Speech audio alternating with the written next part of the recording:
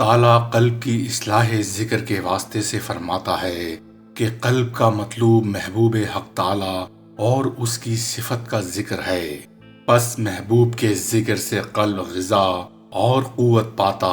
اور مطہر و منور و مصفا و مقرب بن جاتا ہے۔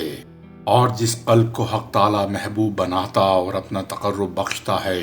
اور نبوت یا ولایت کے مرتبے پر پہنچاتا ہے، اول اس قلب پر اپنا ذکر مسلط فرماتا ہے تاکہ اس ذکر کی روشنی و تصرف سے دل پاک اور نورانی بن جائے، اور تمام اذکار میں کلمہ طیبہ کے خاص توحید کے لیے ہے، سب سے برتر اور مفید تر ہے۔ اور حق تعالیٰ نے قرآن شریف میں 2 جگہ اس کا ذکر صراحت کے ساتھ فرما دیا ہے، یعنی جب کافروں سے کہا جاتا ہے کہ کوئی معبود نہیں بجز اللہ کے تو وہ تکبر کرتے ہیں، اور چونکہ یہ کلمہ توحید کی صحت کے لیے ہے پس ضرور فائدے میں تمام اذکار سے بہتر ہے، کیونکہ توحید ہی جملہ طاعات کا راز ہے، اور حدیث شریف میں وارد ہے کہ لا الہ الا اللہ تمام اذکار میں افضل ہے۔ حضرت سہیل تستری رحمت اللہ علیہ نے فرمایا ہے کہ جنت تو معاوضہ ہے تمام اعمال کا، اور کلمہ لا الہ الا اللہ کی بجز دیدار حق سبحانہ کے کوئی جزا نہیں ہو سکتی۔ یہی کلمہ ہے جس کو اگر کافر کہہ لے تو اس کے کفر کی ظلمت دور ہو جائے اور اس کے دل میں ایمان کا نور پیدا ہو جائے، اور اگر مسلمان کہے تو گو دن میں 1000 بار کہے، ہر دفعہ اس کے کہنے سے کچھ نہ کچھ کثافت ضرور دور ہوگی اور اس کا مرتبہ بلند کرے گا، اور حق تعالیٰ کے مرتبہ علم کی کچھ انتہا نہیں۔ اس لیے اگر بے انتہا بھی اس کلمے کو پڑھے گا تو بے انتہا مراتب پائے گا، اور یہی وجہ ہے کہ جب نبی اکرم صلی اللہ علیہ وآلہ وسلم کو حکم ہوا کہ جان لو بجز ذات حق تعالیٰ کے کوئی بھی معبود حقیقی نہیں، تو آپ صلی اللہ علیہ وآلہ وسلم نے فرمایا کہ میں نے جان لیا، کیونکہ اللہ کو جاننے اور اللہ تعالیٰ کی معبودیت کو جاننے کی ہرگز کوئی انتہا نہیں۔ پس حق تعالیٰ کے معبود ہونے کا علم آپ صلی اللہ علیہ وآلہ وسلم کو پہلے سے حاصل بلکہ ساری مخلوق سے زیادہ حاصل تھا کہ آپ صلی اللہ علیہ وآلہ وسلم رئیس المواحدین ہیں، مگر جب یہ علم ہی بے حد و پایاں ہو تو ترقی کے لیے اس کے معلوم کرنے کا حکم دینا بھی صحیح ہے، اور تعمیل میں یوں بھی کہنا صحیح ہے کہ میں نے جان لیا،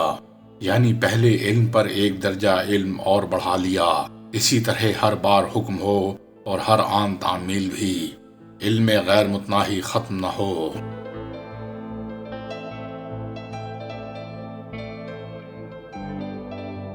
اور جب ابراہیم خلیل اللہ علیہ السلام کو ارشاد ہوا کہ اسلام لاؤ تو حضرت خلیل اللہ نے عرض کیا کہ میں اسلام لا چکا ہوں، اللہ پر جو رب ہے تمام جہانوں کا، اور اس کی وجہ یہ ہے کہ اسلام کے معنی ظاہر ہیں۔ جب ظاہری اطاعت بجا لائے مسلمان ہو گئے، پس نہ اس کے مراتب غیر متناہی ہیں، نہ اس کے حکم کی تعمیل میں یہ جواب دینا صحیح تھا کہ اسلام لایا، یعنی پہلے اسلام پر اور ترقی کر لی، برخلاف علم کے وہاں یہ جواب دینا کہ میں جان چکا ہوں صحیح نہ تھا، کیونکہ اس سے علم توحید کے محدود اور ناقابل ترقی ہونے کا شبہ ہوتا تھا۔ اور بعض صوفیاء نے کہا ہے کہ لا الہ الا اللہ کہنے والے کو 4 چیزیں ضرور حاصل ہونی چاہیے۔ ایک، تصدیق کہ دل سے بھی حق تعالیٰ کے ساتھ معبودیت کو خاص سمجھے، ورنہ اس کے بدون کلمہ توحید کا اقرار نفاق ہے۔ دوئم، اس ذکر کی تعظیم کہ اس کو سب سے بڑا سمجھے، ورنہ بدعتی ہے۔ سوئم، اس ذکر میں حلاوت و شیرینی حاصل ہو، ورنہ ریا ہے۔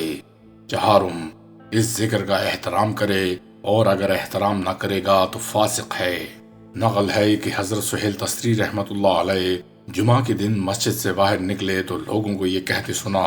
کہ لا الہ الا اللہ کہنے والے تو بہت ہیں، مگر ان میں اخلاص والے کم ہیں، اور یہ 4 مذکورہ خصلتیں بدرجہ کمال بجز حضرت محمد صلی اللہ علیہ وآلہ وسلم کے اور کسی کو حاصل نہیں ہوئیں، اور اسی وجہ سے آپ صلی اللہ علیہ وآلہ وسلم کو ان کلمات کے علم کا حکم ہوا، اس لیے کہ حکم اسی کو دیا جاتا ہے جو اس کام کے کرنے کی قابلیت رکھتا ہو،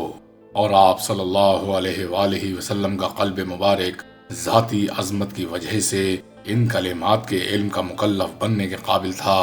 اور دوسروں کو صرف اس کلمہ کے کہنے کا حکم ہوا، نہ کہ علم کا، اس لیے کہ دوسروں کے لیے عدم قابلیت کی وجہ سے علم کا حکم تکلیف مالۂ اطاق ہے۔